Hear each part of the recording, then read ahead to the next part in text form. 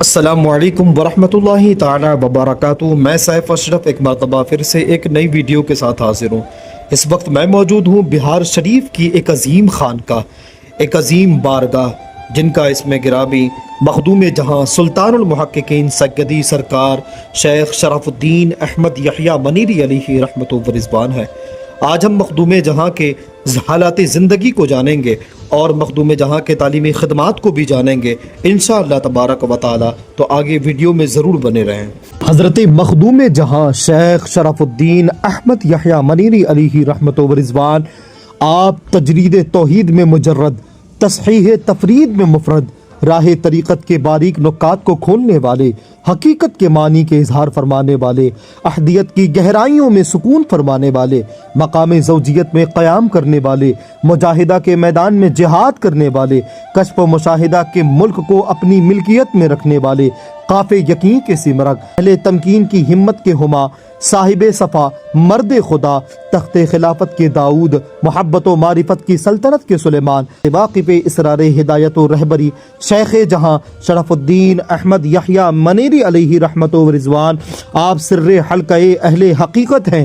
ریاضت و مجاہدہ میں آپ کی شان عجیب و غریب رہی، آپ کا جذبہ سلوک سے آگے کا تھا۔ 30 سالوں تک بیابانوں، پہاڑوں اور جنگلوں میں رہ کر خدا کی عبادت کرتے رہے، ماں سوا اللہ کے ہر چیز کو ترک کر چکے تھے۔ دنیا آپ کے سامنے معدوم تھی، اس کا کوئی بھی وجود نہیں تھا۔ آخرت اور آخرت کی نعمتوں کا آپ کی ہمت کے پہلو میں کوئی مقام نہ تھا۔ آپ کی روح کا مقصود صرف خدا تھا۔ دنیا اور دنیا کے جاہ و مرتبہ سے بیزار رہیں، کرامت اور خوراک عادت سے متنفر رہیں، حقیقت کے حوال میں مقام تمکین پر آپ فائز تھے۔ اصحاب معرفت اور ارباب یقین کے آپ مرجع تھے۔ طریقت کے باریک نکات اور حقیقت و معرفت کے اسرار کو بیان کرنے میں آپ کی عبارت بہت اعلیٰ ہے۔ حضرت مخدوم جہاں آپ مادر ذات ولی تھے۔ آپ کی سیرت سے یہ بات ملتی ہے کہ آپ کے والد حضرت شیخ یحییٰ منیری مولانا تقی الدین سہروردی علیہ رحمت و رضوان کی بارگاہ میں ان کی زیارت اور ان سے ملاقات کرنے کے لیے منیر سے محسون جایا کرتے تھے۔ جب بھی آپ وہاں تشریف لے جاتے تو مولانا تقی الدین آپ کو دیکھتے ہی آپ کی تعظیم میں کھڑے ہو جاتے اور آپ کی پشت مبارک کا بوسہ لیا کرتے تھے۔ عادت کے مطابق جب ایک مرتبہ آپ وہاں گئے تو مولانا آپ کی تعظیم کے لیے کھڑے نہیں ہوئے۔ شیخ یحییٰ کے دل پر اثر ہوا کہ آخر کیا بات ہے جو مولانا نے اپنی روش ترک کر دی اور اس بار میرے استقبال میں کھڑے نہیں ہوئے۔ مولانا نے اشراق باطن سے سمجھ لیا اور فرمایا کہ اے شیخ یحییٰ، میں جس کی تعظیم کرتا تھا اب وہ تمہاری پشت سے نکل کر وہ ماں کے شکم میں چلا گیا ہے۔ اللہ اکبر۔ آپ کی سیرت سے ایک بات ملتی ہے کہ حضرت شیخ شرف الدین یحییٰ منیری علیہ رحمہ کی والدہ نے کبھی بھی آپ کو بے وضو دودھ نہیں پلایا۔ ایک روز مکان میں کوئی نہیں تھا کہ والدہ محترمہ آپ کو پالنے میں لٹا کر کسی دوسرے مکان میں تشریف لے گئیں کہ تھوڑی دیر کے بعد جب واپس آئیں تو دیکھا کہ ایک شخص پالنے کے پاس تشریف فرما ہے، مکھیاں ہٹا رہا ہے، پالنے کو ہلا رہا ہے۔ جب آپ کی والدہ نے یہ منظر دیکھا تو آپ خوف زدہ ہو گئی اور وہ شخص اچانک وہاں سے غائب ہو گیا۔ جب دل کو سکون ہوا اور اپنی حالت پر لوٹی تو یہ سارا واقعہ اپنے والد بزرگوار سے سنایا۔ آپ کے والد نے یہ فرمایا کہ ڈرنے کی کوئی بات نہیں، وہ خواجہ خضر علیہ السلام تھے جو پالنے کو ہلا رہے تھے اور بچے کی حفاظت فرما رہے تھے۔ یاد رکھو کہ تمہارا لڑکا ایک بہت بڑا بزرگ ہوگا، اور خواجہ خضر نے یہ تنبیہ کی ہے کہ تمہاری لڑکی اس بچے کو خالی مکان میں اکیلے چھوڑ کر چلی گئی تھی۔ بچے کو خالی مکان میں اکیلے چھوڑ کر نہ جایا کریں، اس لیے کہ خالی مکان میں آسیب کا ڈر ہوتا ہے۔ شیخ شرف الدین یحییٰ منیری علیہ رحمہ کے نانا حضرت قاضی شہاب الدین بھی بہت بڑے بزرگ تھے۔ جو بچہ بچپن میں بلکہ یوں کہیے کہ ماں کے شکم میں اور باپ کی پشت میں لائق تعظیم و تکریم اور معظم و مکرم ہو، اس کے مناقب کا کوئی کیا بیان کر سکتا ہے۔ تحصیل علم کے تعلق سے آپ کی سیرت سے یہ بات ملتی ہے، جب آپ بلوغت کو پہنچے، علوم دین کی تبلیغ میں مشغول ہو گئے، علوم دین میں کمال حاصل کر لیا۔ اس زمانے میں مولانا اشرف الدین تواما کی عظمت و بزرگی اور دانش مندی کا شہرہ نہ صرف ہندوستان میں بلکہ عرب و عجم میں تھا۔ تمام علوم میں کمال حاصل تھا، یہاں تک کہ علم کیمیا، علم ہیما اور علم سیمیا جیسے علوم میں بھی کمال آپ رکھتے تھے۔ علم دین میں تمام علماء دین آپ ہی کی طرف رجوع کیا کرتے تھے۔ عوام ہو، خواص ہو، عمرہ ہو، بادشاہ وقت، سب آپ کے معتقد اور مطیع فرما بردار تھے۔ علم سیمیا کے ذریعے लोगों को हैरत अंगेज और ताज्जुब खेज करिश्मे दिखाते हैं। लोगों की आपके साथ बे इंतहा फरमाबरदारी ने दिल्ली के बादशाह को मुतफक्किर कर दिया और वो इस बात से खौफजदा हो गया कि कहीं मुल्क पर वो कब्जा न कर ले। इसलिए उसने हीला तलाश किया और मौलाना को सुनार गांव जाने का हुक्म दे दिया। उस वक्त बंगाल भी बादशाह दिल्ली के मातहत था। मौलाना ने भी अपनी फरासत से सब कुछ समझ लिया और बादशाह वक्त की इताअत वाजिब है, इसके पेश नज़र सुनार गांव पहुंचे और सुनार गांव के लिए रवाना हो गए। इस नए सफ़र में मनेर पहुंचे। शेख शरफुद्दीन यहया मनेरी अलैहि रहमत व रिज़वान मुलाकात के लिए तशरीफ़ ले गए। मौलाना अशरफुद्दीन तवामा की कमाल दानिशमंदी और इल्म की फरावानी देख कर वो फरिश्ता हो गए। फरमाया कि ऐसे मुहक्किक की सोहबत और खिदमत के बगैर उलूम दीन की तहकीक नहीं हो सकती। इरादा कर लिया आपने मौलाना की खिदमत और सोहबत से बहरमंदा होने के लिए सुनार गांव जाएंगे। मौलाना अशरफुद्दीन तवामा भी शेख शरफुद्दीन यहया मनेरी की काबिलियत और सलाह तकवा की रविश को देखकर खुश हो गए और फरमाया कि ऐसे शख्स को उलूम दीन सिखाने में मेहनत करनी चाहिए। अपने वालिदैन की मर्जी से मौलाना के साथ सुनार गांव चले गए। उलूम दीन हासिल करने में पूरी मेहनत लगा दी। रात दिन पढ़ने लिखने में लगे रहे। तहसील इल्म के दौरान रियाजत व मुजाहिदा भी मशगूल रहे। रोज़े रखा करते। कसरत मशागिल की वजह से मौलाना अशरफुद्दीन तवामा जब दस्तरखान पर बैठते तो आपको तलाशते कि शरफुद्दीन कहाँ है। जब उन्हें बुलाया जाता तो आप फरमाया करते कि दस्तरखान पे मेरा वक्त ज़ाया हो जाता है। जब मौलाना को ये बात मालूम हुई तो आपके खाने का अलग इंतज़ाम करा दिया गया। एक मुद्दत तक मौलाना की खिदमत और सोहबत में रहकर आपने उलूम दीन की तहकीक फरमाई। उस्ताद ने यह चाहा कि दूसरे उलूम भी सिखा दिए जाएं, लेकिन आपने फरमाया कि मेरे लिए यही इल्म दीन काफ़ी है। फिर वहाँ से मनेर का सफ़र किया और वालिदा मोहतरमा की खिदमत में हाजिर हो गए। उसके बाद आपकी सीरत से ये बात मिलती है कि जिस ज़माने में आप सुनार गाँव में रहकर इल्म दीन हासिल कर रहे थे, इल्म दीन में मशगूल थे, उसी ज़माने में आपको एक ऐसा मर्ज लाहक हो गया कि तबीबों ने जिसका इलाज निकाह बताया, आपने सिर्फ इलाज की गर्ज से निकाह किया। एक साहबजादा आपसे पैदा हुआ। साहबजादे को आपने अपनी वालिदा मोहतरमा के हवाले कर दिया और फरमाया कि इसको मेरी जगह पर आप समझिए और मुझे इजाज़त दीजिए कि मैं जहाँ चाहूँ जाऊँ। समझ लीजिए कि शरफुद्दीन अब इस दुनिया में न रहा। हज़रत शेख शरफुद्दीन यहया मनेरी अलैहि रहमा। उसके बाद आपने दिल्ली का सफ़र किया, मशाइख दिल्ली से मुलाकात की और फरमाया कि अगर शेखी ईस्त माहम शेखम, अगर शेखी यानी बुजुर्गी यही है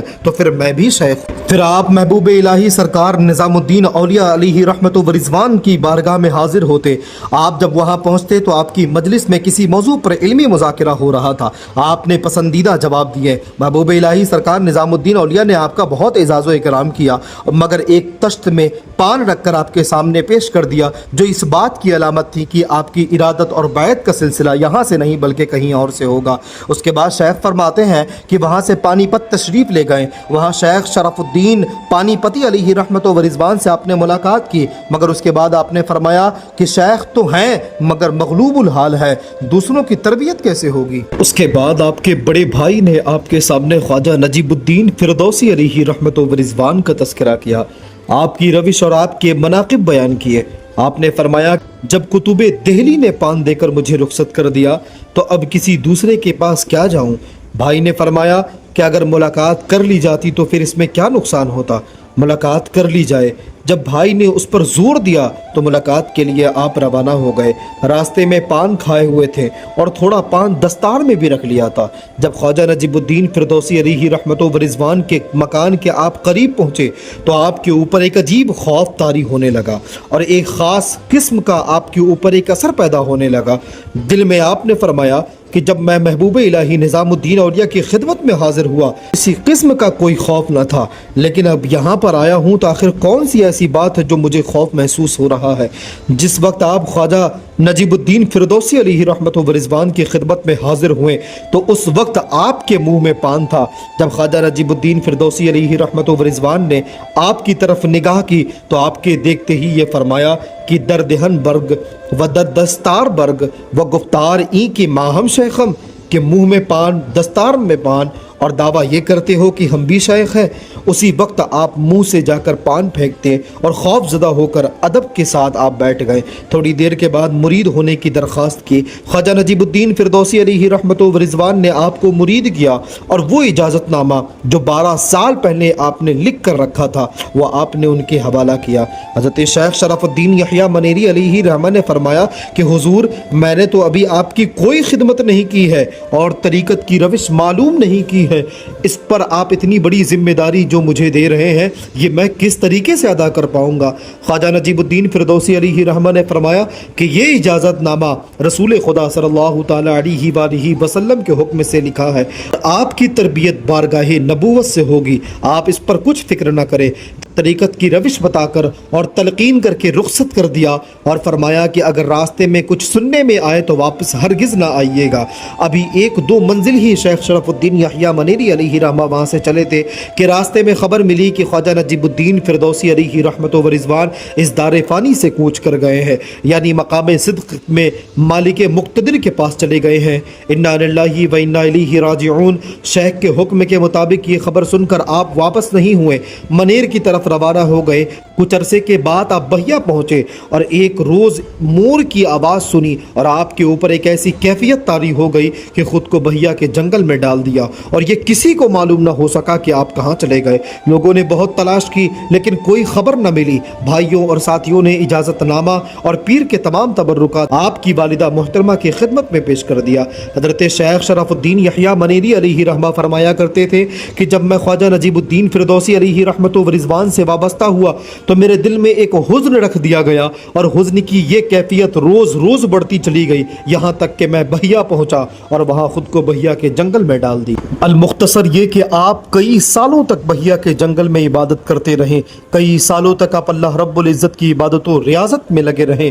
المختصر صاحب مناقب الاصفیاء یہ لکھتے ہیں کہ ایک دفعہ قاضی زاہد جو اپنے وقت کے دانش مند سالک طریقت اور مخدوم جہاں کے معتقد تھے، حضرت مخدوم جہاں سے آپ نے دریافت کیا کہ حضرت سنا ہے کہ آپ نے 30 سال تک کچھ نہیں کھایا اور بول و براز کی حاجت بھی نہیں ہوئی، اس ریاضت کے صلے میں آپ کو کس خلط سے نوازا گیا؟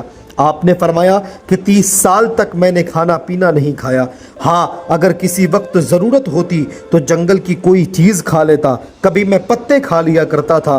جب بول و براز کی حاجت نہیں رہی تو کئی برسوں کے بعد ایک روز مجھے احتلام ہو گیا، اس وقت سردی بہت سخت تھی، میں پانی کے کنارے گیا، پھر خیال آیا کہ تیمم کر کے نماز ادا کر لوں، لیکن دل نے کہا کہ نفس شریعت کی پناہ ڈھونڈ رہا ہے اور شریعت کا سہارا لے رہا ہے، لہٰذا اسی وقت پانی میں داخل ہو گیا اور داخل ہوتے ہی میں بے ہوش ہو گیا۔ جب سورج نکلا تو ہوش میں آیا، یعنی اس 30 سال کی ریاضت کا انعام یہی ملا کہ اس روز فجر کی نماز قضا ہو گئی۔ پھر آپ نے فرمایا کہ زاہد، شرف الدین نے جو ریاضت و مجاہدہ کیا ہے وہ اگر پہاڑ کر لیتا تو پھر وہ پہاڑ پانی ہو جاتا، لیکن افسوس کہ شرف الدین سے کچھ نہ ہو سکا۔ اللہ اکبر۔ صاحب مناقب الاصفیاء آگے لکھتے ہیں کہ ایک حسین و جمیل جوگی بہار آئے اور مخدوم جہاں شیخ شرف الدین یحییٰ منیری علیہ رحمہ کے بعض مریدوں سے ملاقات ہوئی۔ ان مریدوں کے دل میں یہ خیال آیا کہ اللہ تبارک و تعالیٰ نے اس کافر کو کتنا حسین و جمیل بنایا ہے۔ جوگی کے صاف و شفاف آئینے پر مریدوں کا یہ خیال منکشف ہو گیا۔ اس جوگی نے کہا کہ اس طرح کا خیال اپنے دل میں نہیں لانا چاہیے۔ اس نے پوچھا کہ کیا آپ لوگوں کے بھی کوئی گرو ہیں؟ تو مریدوں نے کہا کہ ہاں ہم لوگوں کی بھی گرو ہے۔ اس کے بعد مخدوم جہاں کا تذکرہ اور مناقب ان کے سامنے بیان کیے۔ اس نے دریافت کیا کہ کیا وہ ہمارے پاس آ سکتے ہیں؟ مریدوں نے کہا کہ وہ بزرگ ہیں، کسی کے پاس نہیں جاتے، سب لوگ ان کی خدمت میں حاضر ہوتے ہیں۔ اس جوگی نے کہا مجھ کو ہی ان سے ملوا دیجئے۔ وہ لوگ جوگی کو اپنے ساتھ لے کر حضرت مخدوم جہاں کی خدمت میں حاضر ہوئے۔ جیسے ہی اس جوگی کی نظر حضرت مخدوم جہاں پر پڑی وہ الٹے پاؤں بھاگنے لگا۔ لوگوں نے کہا کہ کیوں بھاگ رہے ہو؟ جوگی نے کہا کہ وہ تو کرتار روپ دھارے ہوئے ہیں، یعنی حق سبحانہ تعالیٰ کی صفات سے متصف ہے، مجھے ان کی خدمت میں جانے کی مجال نہیں، اگر ان کے سامنے میں حاضر ہوں گا تو جل جاؤں گا۔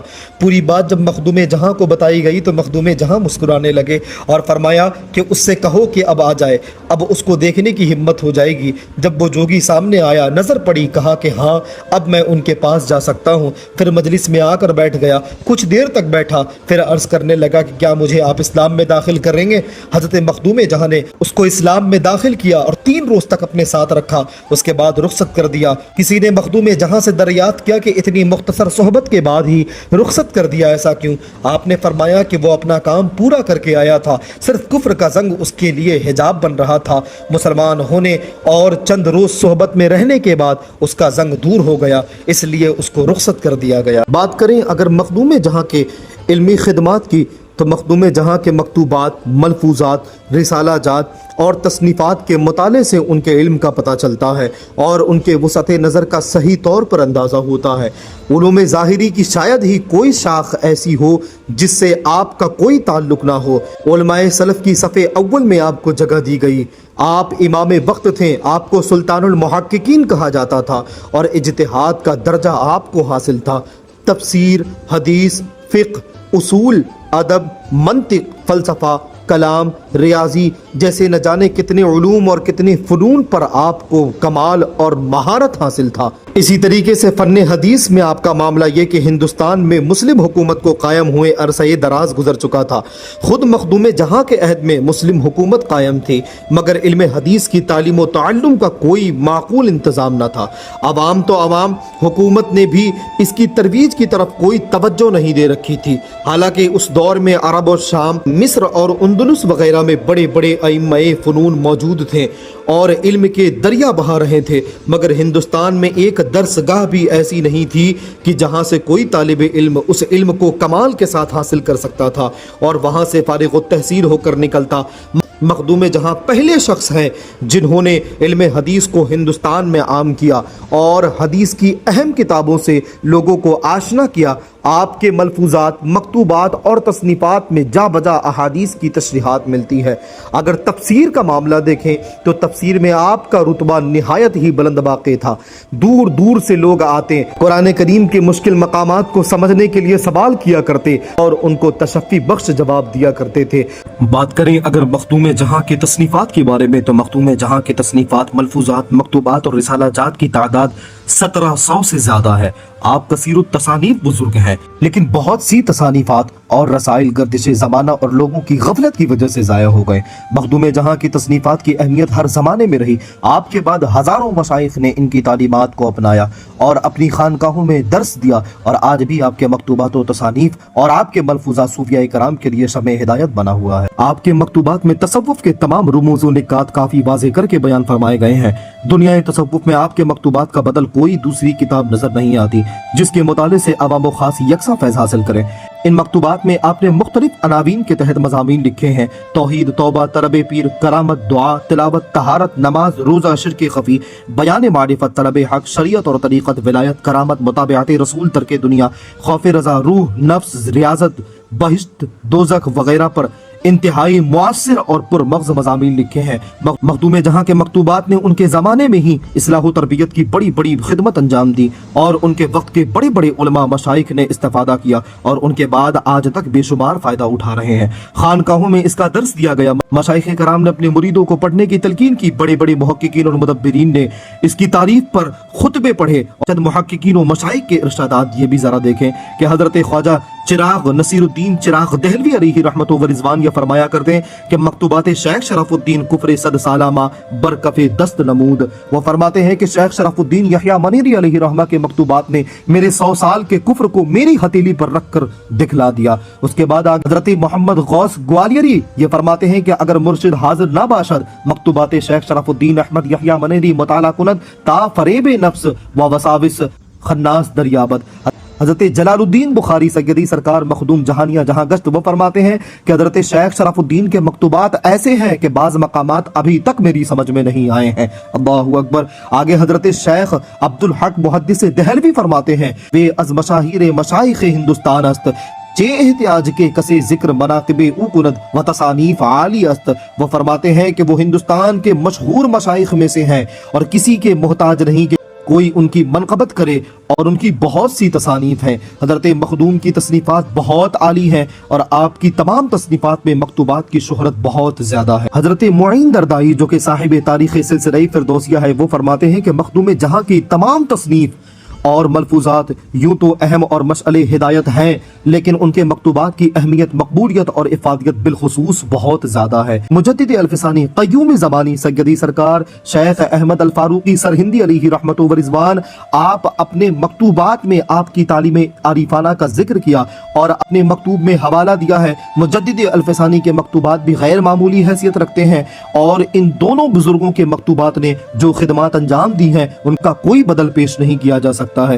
بات کریں اگر مخدوم جہاں کے مکتوبات کی تو مکتوبات صدی، مکتوبات 2 صدی اور مکتوبات بشت و حشت۔ یہ مکتوبات بشت و حشت حضرت مخدوم جہاں قدس سرہ العزیز نے اپنے سب سے زیادہ چہیتے اور عزیز مرید حضرت مولانا مظفر بلخی علیہ رحمت و رضوان کو لکھے ہیں، جن کے متعلق آپ یہ فرمایا کرتے تھے کہ تن مظفر جاں شرف الدین، جاں مظفر تن شرف الدین، تن شرف الدین جاں مظفر، مظفر شرف الدین۔ کہا جاتا ہے کہ مخدوم جہاں نے حضرت مولانا کے نام 200 سے زیادہ خطوط لکھے تھے۔ حضرت مولانا مظفر بلخی علیہ رحمہ اس تمام خطوط کو عوام کی نگاہوں سے پوشیدہ رکھنا چاہتے تھے، اسی لیے انہوں نے وفات سے پہلے یہ وصیت فرما دی کہ ان سارے خطوط کو میرے ساتھ میرے قبر میں رکھ دیے جائیں، اور ایسا ہی کیا گیا۔ اتفاق سے یہ 28 خطوط کہیں سے نکلے، کہیں سے اتفاق سے یہ 28 خطوط الگ رکھے ہوئے تھے جو دفن ہونے سے رہ گئے، اب اسے کتابی شکل دے دی گئی ہے۔ حضرت مخدوم جہاں کے چند تصنیفات کے اسماء کلام جو کہ مشہور زمانہ ہے، جن میں سے پہلا آداب المریدین، یہ کتاب حضرت شیخ ضیاء الدین ابو نجیب سہروردی قدس سرہ العزیز کی ایک مائناز کتاب ہے جو کہ عربی زبان میں ہے۔ آپ نے اس کی شرح لکھی جسے شرح آداب المریدین کہا جاتا ہے۔ ثقیف الاسفیہ یہ تحریر فرماتے ہیں کہ خود حضرت ضیاء الدین ابو نجیب سہروردی قدس سرہ العزیز نے یہ فرمایا تھا کہ میرے ہی فرزند معنوی میں سے ایک شخص اس کتاب کی شرح لکھے گا، اور مخدوم جہاں نے اس کام کو مکمل کیا۔ دوسرا ارشاد السالکین، اسی طریقے سے تیسرا ارشاد الطالبین، یہ ایک مختصر سا ایک رسالہ ہے۔ چوتھا رسالہ مکیہ و ذکر فردوسیہ، پانچواں اشارات شرافی، اور چھٹا فوائد المریدین۔ اس رسالے میں مریدوں کے لیے کلمہ طیبہ کی فضیلت، نماز با جماعت کی بعض آیتوں کے فیوز برکات، منکر نکیر، بہشت و دوزخ، قیامت، ایمان، حقوق الوالدین اور حقوق ہمسایہ اور حقوق زوجین جیسے اہم مباحثہ پر روشنی ڈالی گئی ہے۔ نمبر 7 اوراد خورد، نمبر 8 رسالہ عجوبیہ، اور نمبر 9 فوائد رکنی۔ ان کے علاوہ عقائد شرفی، اوراد کلا اور اوراد اوسط میں درود و وظائف بتائے گئے ہیں۔ نمبر 10 معدن المعانی، یہ مخدوم جہاں کے ملفوظات ہیں جنہیں حضرت زین بدر عربی نے مرتب کیا ہے، اور اس میں تصوف کے دقیق نقاط پیش کیے گئے ہیں، اور اس کتاب کے مطالعے سے پتہ چلتا ہے کہ مخدوم جہاں کی مجلس میں کیسے کیسے صاحب فہم و بصیرت لوگ تشریف رکھا کرتے تھے۔ نمبر 12 راحت القلوب، نمبر 13 مخ المعانی، نمبر 14 مونس المریدین، نمبر 15 فوائد الغیبی، نمبر 16 مغز المعانی، نمبر 17 تحفہ غیبی۔ بلا شبہ اس میں کہنے میں کوئی خوف و خطر نہیں ہوگا، مخدوم جہاں علمی اعتبار سے وہ سمندر ہیں جس کے علم کی گہرائی کا کوئی بھی اندازہ نہیں لگایا جا سکتا ہے۔ اور بات کریں اگر مخدوم جہاں کے عبادت و ریاضت کی، تو آپ نے خود فرمایا اگر پہاڑ اتنی ریاضت و مجاہدہ کرتا تو وہ پانی ہو جاتا۔ کوئی بھی ایسا پہلو نہیں جہاں کم درجے کی بات ہو۔ الحمدللہ ہمارے مخدوم جہاں ہر لحاظ سے، ہر زاویے سے ممتاز ہے۔ مخدوم جہاں سرکار شیخ شرف الدین یحییٰ منیری علیہ رحمہ ایک مدت تک مخلوق کو اپنے رشد و ہدایت اور دعوت و عزیمت سے فیضیاب فرما کر 6 شوال المکرم 782 ہجری بہار شریف میں 121 سال کی عمر میں آپ نے وصال فرمایا۔ مخدوم جہاں نے اپنے مریدوں سے یہ وصیت فرمائی کہ میرے جنازے کی نماز وہی شخص پڑھائے گا جس کے اندر یہ 3 خصلتیں ہوں گی۔ پہلی خصلت یہ کہ وہ صحیح النسب سید ہوگا، دوسری خصلت یہ کہ وہ تاریخ دنیا اور تاریخ سلطنت ہوگا، اور تیسری خصلت یہ کہ وہ قرۃ سبا کا حافظ ہوگا۔ جب ان کے جنازے کو تیار کر کے رکھ دیا گیا تو لوگوں نے دیکھا کہ اچانک ایک شخص آیا جو لباس درویشانہ میں ملبوس تھا، اور وہ کوئی اور نہیں بلکہ غوث العالم سیدی سرکار محبوب یزدانی سرکار مخدوم اشرف سمنانی علیہ رحمت و رضوان تھے، جنہوں نے مخدوم جہاں کے جنازے کی نماز پڑھائی تھی۔ یہ تھی ایک مختصر سبانہ حیات سیدی سرکار مخدوم جہاں شیخ شرف الدین احمد یحییٰ منیری علیہ رحمت و رضوان کی۔ انشاءاللہ تبارک و تعالی ملتے ہیں اگلی ویڈیو میں، تب تک کے لیے السلام علیکم ورحمۃ اللہ۔